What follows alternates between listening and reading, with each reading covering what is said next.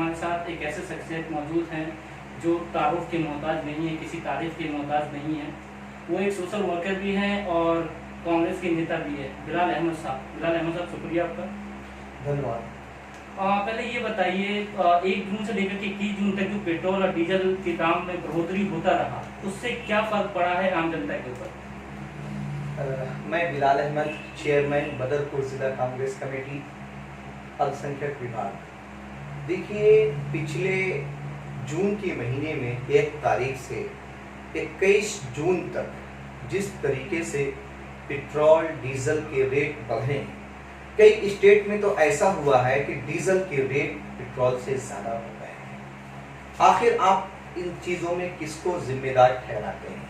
एक चीज तो ये, दूसरी चीज ये, जिस तरीके से पिछले 3-4 महीने बल्कि 5वां महीना जो चल रहा है कोरोना कोविड-19 का, देश में पूरी तरीके से कोरोना महामारी की संकट है।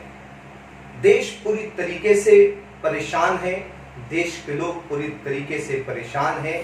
खास तौर से वो तबका जो गरीब है, मजदूर है, वर्कर है, वो पूरी तरीके से उसकी कमर तोड़ चुका है।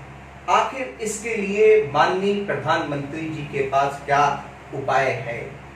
आखिर ऐसी क्या जल्दी पड़ गई कि उनको डीजल पेट्रोल के रेट बढ़ाने की? एक तो कोविड-19 ने गरीब आदमियों की, मध्यम वर्ग के लोगों की कमर तोड़ दी, लेकिन उसके साथ साथ दूसरी गवर्नमेंट, हम दूसरे देश की बात करें, उन लोगों ने अपने लोगों के लिए सहायता स्कीम बनाई। क्या माननीय प्रधानमंत्री जी को अपने वासियों की, अपने निवासियों की, 130 करोड़ जनता के लिए सोचना चाहिए था कि नहीं सोचना चाहिए था? इसलिए कि जनता पूरी तरीके से परेशान हो गई है। ये जो डीजल के रेट बढ़े हैं, इस तमाम चीजों पे ट्रांसपोर्टेशन का असर होता है, रिफ्लेक्ट दिखता है। अगर कहीं से कानपुर से दाल चलती है दिल्ली के लिए, या हरियाणा से आती है दाल, वो ट्रांसपोर्ट के जरिए से आएगी। जो दाल मिलती थी, आटा मिलता था, तेल मिलता था 50 रुपए किलो सपोज दैट, वो आज 60 से 65 रुपए हो गया है। आखिर इसका जिम्मेदार कौन है? मैं सीधे सीधे माननीय प्रधानमंत्री जी को इसका जिम्मेदार ठहराता हूं। तो आपने जैसे अभी जिक्र किया कि लॉकडाउन में लोगों की जेब ऑलवेज पहले से ही खाली था, अब पेट्रोल और डीजल, यानी पेट्रोल का पहली बार डीजल का दाम जो है वो पेट्रोल के पार पहुंचा है, तो कहीं ना कहीं इससे गरीब जनता पे क्या फर्क पड़ेगा आने वाला टाइम? और भी मतलब अभी तो कमा नहीं है डीजल के दाम, तो क्या फर्क पड़ेगा ये बताइए। देखिए, आने वाले वक्त में जिस तरीके से एक कोरोना महामारी अभी चल रही है, मुझे डर इस बात का है कि लोग भूखे, कहीं उनके ऊपर भूखे या परेशानी का ऐसा संकट आए कि लोग आत्महत्या करना शुरू कर देंगे, लोग एक दूसरे की दुकानें लूटना शुरू कर देंगे, लॉ एंड ऑर्डर पूरी तरीके से फेल हो जाएगा। इसलिए जनता को ख्याल रखना है। वो जो न्याय योजना माननीय राहुल गांधी जी की तरफ से एक पहल थी, स्पीक अप इंडिया के जरिए से, कि आप लोगों के लिए खड़े हुए, उन मध्यम वर्ग के बिजनेसमैन लोगों के लिए आपको 7,500 रुपए उनके अकाउंट में डालना होगा। अगर वो आप नहीं डालते हैं, क्योंकि कोई भी देश की जो इकोनॉमी होती है अगर कहीं टूट जाती है, उसको चलाने के लिए मध्यम वर्ग ही लोगों से मदद ली जाती है। इसलिए माननीय प्रधानमंत्री जी की एक अपील थी माननीय प्रधानमंत्री जी को कि अगर आप देश की उन्नति चाहते हैं, देश का विकास चाहते हैं, तो मध्यम वर्ग लोगों को माल पहुंचाइए, बाकायदा पैसा पहुंचाइए, बगैर किसी लोन के, बगैर किसी कर्ज के 6 महीने तक उनके अकाउंट में इस तरीके का पैसा पहुंचाइए। अगर अन्यथा आप नहीं पहुंचाते हैं तो उसके असरात अपने हिंदुस्तान में जो दिखेंगे बहुत ही गंभीर होने वाले हैं। तो इसलिए माननीय प्रधानमंत्री जी को इस पे बैठ के चर्चा करनी चाहिए, इमरजेंसी एक बैठक बुलानी चाहिए, क्योंकि 5 महीना हो गया है। अब मजदूर जो डेली कमाता था, अपने बच्चों को पालता था, अपने बच्चों की फीस भरता था, अपने घर का बिजली का बिल देता था, पानी भी खरीद के पीता था, उसके पास तो 500 रुपए भी डेली नहीं आ रहे हैं। आखिर वो कब तक इधर उधर से काम चलाएगा? जब तक गवर्नमेंट के पास कोई स्कीम नहीं होगी तब तक वो कामयाब नहीं हो सकते हैं। इसलिए मैं आपके चैनल के माध्यम से विनम्रता पूर्वक माननीय प्रधानमंत्री जी से अपील करना चाहता हूं, ये जनता आपकी है, ये देश आपका है, आप जनता के प्रतिनिधि हैं, आप उनके तय सोचिए। आपने लॉ एंड ऑर्डर की बात की, आपने देखा पिछले दिनों विकास दुबे का एनकाउंटर किया पुलिस ने, तो प्रियंका गांधी ने अभी जो उन्होंने मांग किया है न्यायपालिका से कि इस पर जांच हो और इस पर बताए कि कौन कौन लोग इसमें शामिल थे, क्योंकि उनकी गिरफ्तारी हुई उसके बाद जो है उनका इनकाउंटर हुआ, तो क्या मानना आपका, वो इनकाउंटर फर्जी था या क्या था? देखिए, हम इनकाउंटर तक बाद में पहुंचेंगे, पहले ये पूछेंगे हम आपसे कि भाजपा शासन में उत्तर प्रदेश अपराध शासन बना कैसे? आप ये देखिए, अपराधी दंदनाता फिर रहा है, बल्कि आप ये कहें अपराधी उत्तर प्रदेश अपराधियों के लिए दासी बन गया है और उनकी अपराध के लिए एक संगम बन गया है। आप जाइए पिछले, चाहे वो बच्चों को देख लीजिए, चाहे महिला अपराध देख लीजिए, चाहे दलितों पे अत्याचार देख लीजिए, चाहे आप अवैध हथियार का सिस्टम देख लीजिए, जिस तरीके से हिंदुस्तान में जो स्टेट उत्तर प्रदेश है वो पूरी तरीके से अपराध प्रदेश बन गया है। आप ये बताइए, विकास दुबे के पास AK-47 आती कहां से है? क्या हमारा लॉ एंड ऑर्डर पूरी तरीके से फेल हो गया है? क्या STF टीम हमारी पूरी तरीके से फेल हो गई है? CBI पूरी तरीके से फेल हो गई है? ED की टीम काम क्यों नहीं कर रही थी? उनको ये पता था कि हमारी टीम जाएगी और उनको पकड़ने के लिए, लेकिन उससे पहले विकास दुबे को पता चल जाता है AK-47 से एक DCP सहित 7 पुलिसकर्मियों को शहीद कर दिया जाता है। आखिर इसका जिम्मेदार कौन?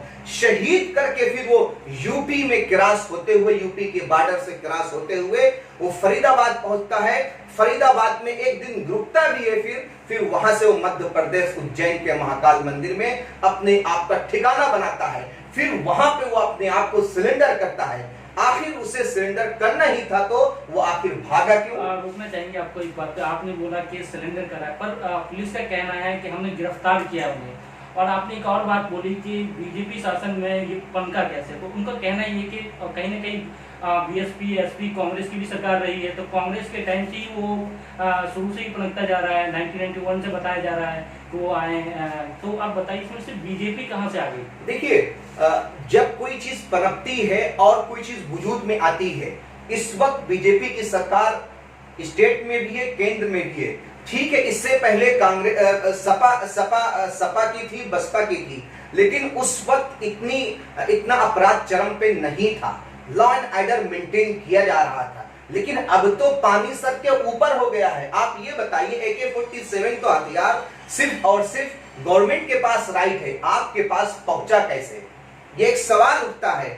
इससे पहले चाहे बसपा की गवर्नमेंट रही हो, चाहे सपा की गवर्नमेंट रही हो, हम अप्रिशिएट करेंगे बहन मायावती जी को कि उनके गवर्नमेंट में पूरी तरीके से लॉ एंड ऑर्डर को फॉलो किया जा रहा था। जितने भी गैंगस्टर, कुख्यात गैंगस्टर थे, पूरी तरीके से अपने आप को किनारे कर लिए थे और सीधे से जिंदगी गुजार रहे थे।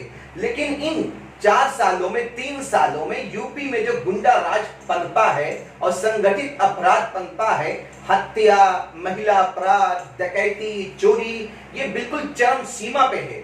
तो हम किसी सरकार को दोष न दें कि उनके सरकार में भी हुआ था तब ये हो रहा है, नहीं। जब कोई चीज होती है तो चोरी होती है कहीं पर, लेकिन उसको लॉ एंड ऑर्डर के जरिए से मेंटेन किया जाता है। लेकिन यहां तो लॉ एंड ऑर्डर पूरी तरीके से फेल हो गया है। DSP की हत्या हो रही है, पुलिस वालों की हत्या हो रही है और AK-47 से हो रही है। ऐसे लोगों को तो दहशतगर्द बताना चाहिए और ऐसी जगह उनको सबक देना चाहिए ताकि ऐसे कुख्यात गैंगस्टर अपने आप को सिलेंडर कर दें, दूसरी तरीके से उनकी हिम्मत न पड़े। सर, लास्ट क्वेश्चन, आप ये बताइए, क्या आप इस इनकाउंटर को कैसे मानते हो और किस तरीके से मानते हैं? क्या इसके न्यायिक जांच होनी चाहिए, और अगर होनी चाहिए तो किस तरीके से होनी चाहिए, और कितने दिनों में ये जांच पूरी कर देनी चाहिए पुलिस को और सरकार के थ्रू? देखिए, इनकाउंटर तक मैं आ रहा था, लेकिन आपका एक क्वेश्चन पूछा हुआ था, उसका मैं जवाब दे रहा था कि जब महाकाल मंदिर में पुलिस उनको अरेस्ट करती है, जब वहां से लेके चल देती है कानपुर की तरफ, कानपुर के करीब उनका एक्सीडेंट होता है या एक्सीडेंट करवाया जाता है। ये तो हमारी सीबीआई की टीम, स्टेट की टीम, ईडी की टीम है जो नियुक्त हो गई है, उस पे वर्क कर रही है। लेकिन मुद्दा यहाँ पे क्वेश्चन ये उठता है कि वो मीडिया सेल की गाड़ी भी उनके साथ थी, आखिर उस एक्सीडेंट पॉइंट से पहले उसको रोका क्यों गया? ठीक है, जब टाटा सफारी से उनको लेके चला जाता है और जब गाड़ी पलटती है तो वो चेंज हो जाती है टीवी महिंद्रा टीवी 300 में। मैं पूछना चाहता हूं माननीय मुख्यमंत्री जी से, माननीय गृह मंत्री जी से, माननीय प्रधानमंत्री जी से, आखिर उस गाड़ी में कौन सा जादुई टेक्नोलॉजी थी कि वो गाड़ी से चलते हैं, टाटा सफारी होती है, जैसे गिरती है महिंद्रा टीवी 300 हो जाती है। ये अपने आप में एक क्वेश्चन है, हिंदुस्तान का हर एक नागरिक पूछता है माननीय प्रधानमंत्री जी से, माननीय गृह मंत्री जी से, माननीय मुख्यमंत्री जी से। फिर एक क्वेश्चन ये होता है, पुलिस की तरफ से अखबार ये न्यूज चैनल की हेडिंग होती है कि वो कुख्यात गैंगस्टर भागने की कोशिश करता है। क्या अगर वो भागने की कोशिश करता है, हमारे क्या पुलिसकर्मी वहां पे नहीं होते हैं? अगर होते हैं तो उसके हाथ में क्या हथकड़ी नहीं होती है? फिर यह भी बताया जाता है कि उसके एक पैर में, वो पैर से माजूर था, लंगड़ा था, वो भाग कैसे सकता है? चलिए मानते हैं वो किसी तरीके से चकमा दे के भाग गया, लेकिन जब उसको इनकाउंटर किया जाता है तो उसकी गोली सीने पे लगती है। एक गोली नहीं बल्कि तीन गोली सीने पे लगती है और एक गोली पीठ पे लगती है। अगर कोई भी व्यक्ति भागेगा तो पीछे से भागेगा, उसकी पीठ पीछे होगी तो उसकी गोली पीठ पे लगेगी। तो ये पूरी तरीके से मेरे बयान से आपको खुद पता चल गया होगा कि एनकाउंटर क्या है। एनकाउंटर जो हुआ है इसमें किस तरीके से जांच होनी चाहिए। मैं कांग्रेस का एक पद अधिकारी होने की हैसियत से और हिंदुस्तान का एक मूल निवासी होने की हैसियत से मैं माननीय प्रधानमंत्री जी से अपील करना चाहूंगा कि सुप्रीम कोर्ट की एक जज कमेटी बैठे और इस पे जल्द से जल्द कोई कार्रवाई हो, वरना कहीं ऐसा ना हो फिर हमारे नौजवान शहीद हो। इसलिए आप देश के सिपाही हैं, देश के प्रतिनिधि हैं, इस पे आपको बढ़ चढ़ कर हिस्सा लेना होगा और उन माँ और बहनों को न्याय दिलाना होगा। सर, आपसे लास्ट क्वेश्चन पूछना चाहूंगे, आपकी पर्सनल क्वेश्चन है आपसे कि क्या आप चुनाव की तैयारी कर रहे हैं इस बार एमसीडी की? देखिए, पिछले 5 साल से हम लोगों की सेवा कर रहे हैं। मेरा नारा भी यही, आपका सेवक बिलाल अहमद। जनता की तरफ से अब धीरे धीरे से ये कहीं ना कहीं चीमा गोइयां होने लगी हैं, आपस में लोगों से बात भी होने लगी कि नहीं, बिलाल भाई को अब के आगे बढ़ाया जाए।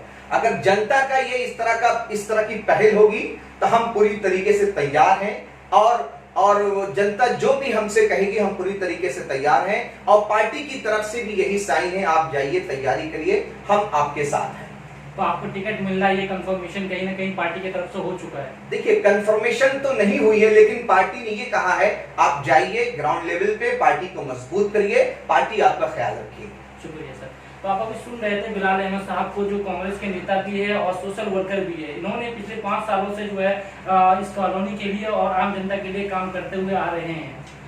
कैमरामैन रजी के साथ मैं रहमान। तो